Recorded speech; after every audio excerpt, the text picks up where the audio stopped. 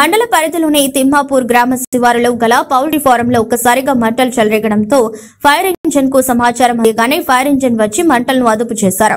ఇందులో భాగంగా poultry farmer Ramarao, watchman Sattaiah మీడియాతో మాట్లాడుతూ పక్కనే ఉన్న ఫారెస్ట్ లో మంటలు చెలరేగి పౌల్ట్రీ ఫారం స్థలాల్లోకి రావడం జరిగిందని, సుమారు ఇక్కడ పనిచేసే 60 మంది ఫైర్ ఇంజిన్ సహకారంతో మంటలను అదుపు చేయడం జరిగిందని, ఈ మంటల వల్ల కోళ్లకు సేక తలగడంతో జరిగిందని, సకాలంలో ఫైర్ వచ్చి మంటలను ఆర్పడం మాకు జరగబోయే నష్టం నుంచి కాపాడిందని వారు తెలిపారు.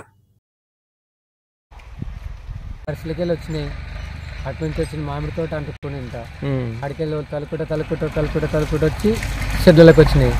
షెడ్లు కలిగే మూమెంట్లో మేము సల్లారిపూట వచ్చినాము. అక్కడ నర్సరీ ఉన్న వాళ్ళు వాళ్ళని హెల్ప్ చేసారు. వాళ్ళు వీళ్ళు 60-70 మంది అయినాం.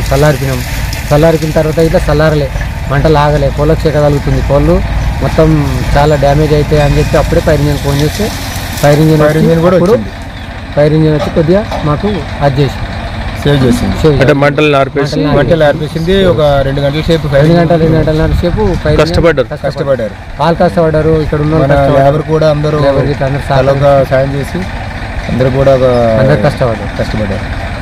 మంటలు అప్పుడు చల్లారింది. ఎలాంటి నష్టం జరగలేదు అంటే జరిగింది. ఇప్పుడు రేపు మార్నింగ్ తెలుస్తుంది మోర్టాలిటీ వచ్చే ఏంటి అనేది. రావబోతున్నది రేపు మార్నింగ్. మీ పేరేంటి? రామారావు. మీ పేరు? సత్య. ఓకే.